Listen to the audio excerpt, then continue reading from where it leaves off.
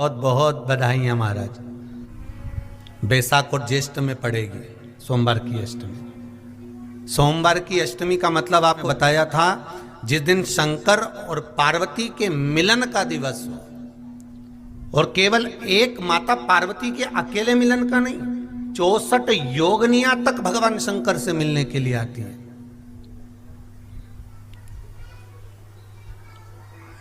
64 योगनियां।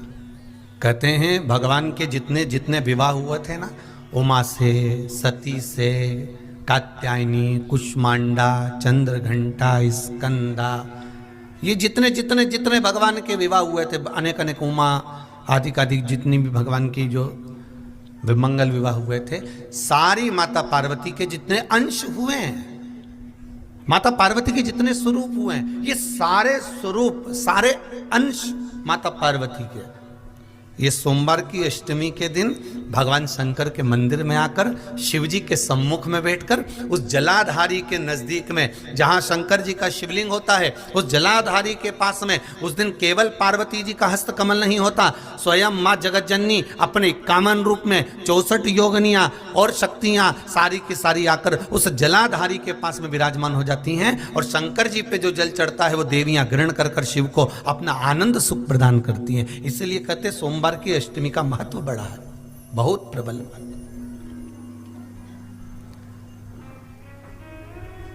अभी 2 पड़ गई हैं, अब बैसाख और ज्येष्ठ में पड़ेगी, उसके बाद में फिर एक और पड़ेगी। अश्विन के जो नवरात्र आएंगे, जो शरदीय नवरात्र आएंगे, उस शरदीय नवरात्रे के समय पर फिर सोमवार की अष्टमी एक पड़ेगी। बाबा की कृपा है, शिव की कृपा से, भगवान शंकर की कृपा से ही सब कुछ आनंद में हो।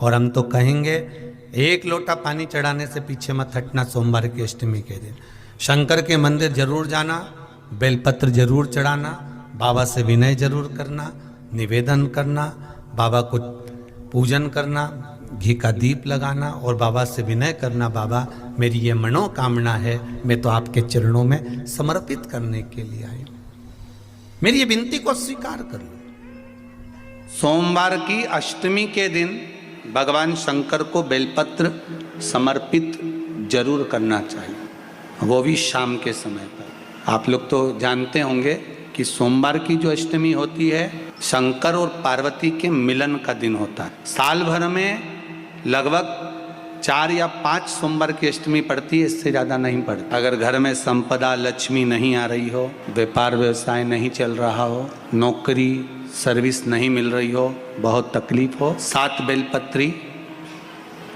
केसर को घिसकर चंदन बनाकर बेलपत्री पर बीच वाली पत्ती पर ओम लिखना है। दोनों पत्तियों पर भी एक आद्यशक्ति जगदम्बा के नाम की केसर की बिंदी लगाना है, दूसरे में श्री गणेश रिद्धि सिद्धि के नाम की बिंदी लगाना है। शिव जी पर समर्पित करते जाना, शंकर को चढ़ाते जा। सोमवार की अष्टमी के दिन भगवान शंकर को बेलपत्र समर्पित जरूर करना चाहिए, वो भी शाम के समय पर। शिव और पार्वती के मिलन का दिन होता है सोमवार की अष्टमी। इसमें मां जगतजननी जगदम्बा अपनी 64 योगनियों को लेकर शंकर भगवान के सामने नृत्य करती हैं जब सोमवार की अष्टमी पर। जैसे शिवरात्रि का महत्व होता है उसी तरह सोमवार की अष्टमी का महत्व होता है। जब 64 योगनियां माता शंकर भगवान के सामने नृत्य करती हैं, तब भगवान शिव उठकर खड़े होकर उन 64 योगनियों को अपने हस्त कमल पर धारण करते हैं, और हस्त कमल पर धारण करते हैं तब उन 64 योगनियों को लक्ष्मियां प्रदान करती हैं। लक्ष्मियों को, लक्ष्मी माता को वो 64 योगनियां दी जाती हैं। लक्ष्मी मैया उन 64 योगनियों को भगवान विष्णु के पास लेकर जाती हैं। भगवान नारायण उन 64 योगनियों को ब्रह्मदेव के पास लेकर जाते हैं। उन 64 योगनियों को ब्रह्मा जी ब्रह्माणी को प्रदान करते हैं। ब्रह्माणी उस 64 योगनियों को ले जाकर माँ जगतजननी आद्य शक्ति को देती हैं। आद्य शक्ति उन 64 योगनियों को ले जाकर शिव को समर्पित करती हैं। शंकर भगवान की कथा कहती है सोमवार की अष्टमी पड़ने वाले दिन अगर बेलपत्र पर केसर का भाग लगाकर, ओम लिखकर केसर का ही तिलक लगाकर माँ आदिशक्ति गणेश जी रिद्धि सिद्धि के नाम से 7 बेलपत्र शिव को समर्पित कर कर लाल वस्त्र में उसको बांधकर, जिसका व्यापार व्यवसाय या नौकरी सर्विस नहीं हो, बहुत कष्ट चल रहा हो, बहुत जिंदगी में दुख चल रहा हो, उसको 2-1 महीना रख कर देखो, बाबा लाइन लगा देगा आपकी संपदा की ओर, आपका हाथ पकड़ देगा। सोमवार की अष्टमी शिव को रिझाने की होती है, भगवान शंकर को मनाने के लिए, शिव को प्राप्त करने का एक साधन और एक दुर्बा। मात्र एक बेलपत्र और एक दुर्बा। दुर्बा जानते हो ना, दूब बोलते हो कि दुर्बा बोलते हो? हाँ, दुर्बा बोलते हैं ना, हरा कलर की। एक दुर्बा और एक बेलपत्र। प्रयास करना जिंदगी में एक बार, जिन बेटा बेटी का मंगल विवाह नहीं हुआ हो और जिसको लगता है कि भगवान शादी हो तो ऐसी जगह हो जहां हमारा आदर हो, सम्मान हो, सत्कार हो, जहां लोग हमारा आदर करें, सम्मान करें, सत्कार करें, ऐसी जगह विवाह हो जहां आदर सम्मान मिले। एक दुर्बा, एक बेलपत्र, जो सोमवार की अष्टमी के दिन नंदीश्वर का स्पर्श कराकर, नंदी का स्पर्श कराकर, जलाधारी का स्पर्श कराकर शिवलिंग के ऊपर समर्पित कर देता है, उसको जो वर प्राप्त होता है और घर प्राप्त होता है वह अच्छा ही प्राप्त होता है। अदालत तक नहीं जाना पड़ता, तलाक तक बात नहीं पहुंचती और उसके घर में सुख और समृद्धि रहती। क्या क्या चढ़ाना है जम के बोलो जरा? एक दुर्बा और एक बेलपत्र। बहुत दिन सोमवार की अष्टमी, भगवान शिव की आराधना का दिन है सोमवार की अष्टमी। शिव जी का एक नाम है निर्मलेश्वर महादेव। फिर से बोलो, निर्मलेश्वर महादेव। जब कोई हमको कष्ट देने का प्रयास करता है या हमको तकलीफ देता है या हमको दुख देता है या ऐसा लगता है कि कोई हमें तंग कर रहा है, बहुत दिनों से मेरा ये काम होना था, बहुत दिनों से ये फाइल पड़ी है, उस पर सिग्नेचर होना था, वो फाइल आगे नहीं बढ़ रही, उस फाइल को आगे बढ़ना था या काम होना था, पर कोई अड़चन मेरी जिंदगी में जरूर आ रही है, उस जगह पर निर्मलेश्वर महादेव का पूजन कार्य आता है। अब उसको करने के लिए अपने को कोई बहुत बड़ा मंडल नहीं बनाना है, हमें बहुत बड़ा कोई बहुत दिखावा नहीं करना है। केवल 5 वृक्ष की पत्ती को, कितने वृक्ष? बस 5 वृक्ष की पत्ती और एक श्वेत पुष्प, सफेद कलर का पुष्प अशोक सुंदरी वाली जगह पर लगाकर देवाधिदेव महादेव को सोमवार की अष्टमी के दिन जो चढ़ा देता है, बस निर्मलेश्वर महादेव का नाम लेकर जब चढ़ाया तो कार्य सफलता की ओर अग्रणी हो। वो निर्मलेश्वर महादेव।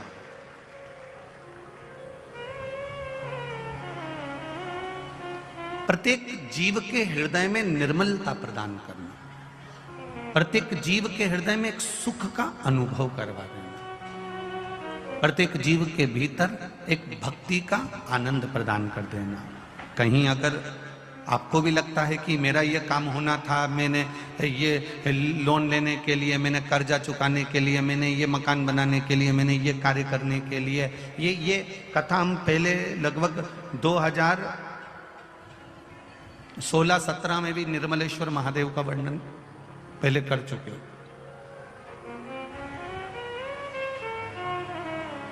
कितने वृक्ष की पत्ती लेना है? 5 वृक्ष की पत्ती और एक सफेद पुष्प। क्या नाम बोलोगे? निर्मलेश्वर महादेव। बस सबके भीतर निर्मलता का जो भाव प्रकट कर दे, जो निर्मलता का भाव प्रकट कर, सबके भीतर एक आनंद की अनुभूति लाकर रख दे, सबके भीतर एक सुख का अनुभव करा दे, वो निर्मलेश्वर महादेव। शिव तत्व कराए शिव महापुराण की कथा। इधर आवाज नहीं जा रही है। निर्मलेश्वर महादेव का स्मरण आवाज बढ़ा उधर की। निर्मलेश्वर महादेव का स्मरण, जो कि निर्मलता देने वाला, निर्मलता, सुख देने वाला, आनंद देने वाला। तकलीफ है और नहीं हो रहा काम, बहुत दिनों से लगे हो, नहीं हो रहा, हरा मूंग ले जाओ। मूंग के दाने तो रहते हैं घर में, केवल 31 मूंग के दाने लेकर जाइए, 31 चावल के दाने लेकर जाइए और 31 ही बेलपत्र लेकर जाइए। जिस दिन सोमवार की अष्टमी हो, कौन से दिन? सोमवार की अष्टमी हो, उस दिन शंकर जी के मंदिर में जाओ, 3 चीज लेकर जाओ, मूंग के दाने, चावल, बेलपत्र। चावल जो 31 लेकर गए हो, अपनी कामना कर कर शंकर जी की देहली पर रख दो, चौखट पर, कहीं पर भी एकांत में उसको रख दिया जाए। मूंग के जो दाने लेकर गए हो 31, वो नंदी के पास में, जो नंदी का पांव ऊंचा रहता है उस पांव के पास रख दीजिए। और जो 31 बेलपत्र लेकर गए हो, वो 31 बेलपत्र अशोक सुंदरी वाली जो जगह है, आपको पहले बताया है कथा में, अशोक सुंदरी जी का स्थान,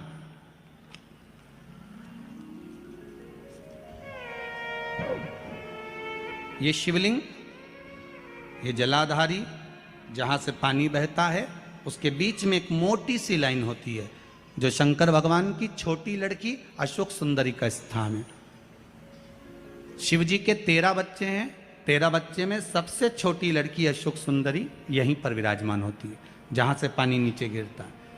प्रत्येक शिवलिंग के सामने एक मोटी सी लाइन होगी, उस मोटी सी जो लाइन है अशोक सुंदरी, वहां पर जो 31 बेलपत्र लेकर गए हो, अपनी कामना कर कर पीला चंदन, लाल चंदन लगाकर उस पर समर्पित करते जाओ। उसकी डंडी जहां से पानी बहता है उस ओर होना चाहिए। आप निवेदन कर कर देखो, एक सोमवार की अष्टमी पर कर कर देखना, दूसरी सोमवार की अष्टमी आएगी, अपने आप आपका काम हो गया होगा। बाबा से निवेदन तो करो, क्यों भटक रहे? और धतूरे का फूल,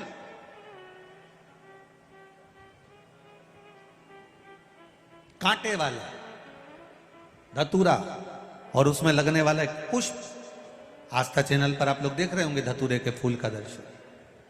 धतूरा और धतूरे का पुष्प, छोटा सा पौधा है, ज्यादा बड़ा नहीं है, कांटा लग रहा है, धतूरा लग रहा है, और उसमें भी साधारण धतूरा नहीं, जिस धतूरे के नीचे की डंडी लाल कलर की होती है, अगर वो सोमवार की अष्टमी को देवाधिदेव महादेव को समर्पित करी जाती है, तो उसके घर में कभी संपदा की कमी नहीं होती है। वो धतूरा है, साधारण नहीं है। धतूरे में भी लाल डंडी, जैसे धतूरा गोल होता है, उसके नीचे एक छोटी सी डंडी, देखा है आप लोगों ने? अरे देखी कि नहीं देखी बोलो? धतूरा देखा है ना? धतूरे के अंदर एक नीचे छोटी सी डंडी होती है, जब तोड़ोगे तो वो डंडी का कलर अगर लाल है, वो डंडी का कलर अगर लाल है, और कभी हम तो कहेंगे जैसे बड़ी बीमारी जिसको हो जाती है, लीवर, किडनी, कैंसर आदि आदि बड़ी बीमारियों से जो जूझ रहा होता है, प्रयास करो, प्रयास, महामृत्युंजय का जाप कर कर, महामृत्युंजय का स्मरण कर कर, एक लाल डंडी का धतूरा प्रयास करना, एक धतूरा मिल जाए या 5 धतूरे मिल जाए किसी भी एकांतेश्वर महादेव पर, जो शिव मंदिर एकांत में हो, जहाँ कोई जाता आता नहीं हो।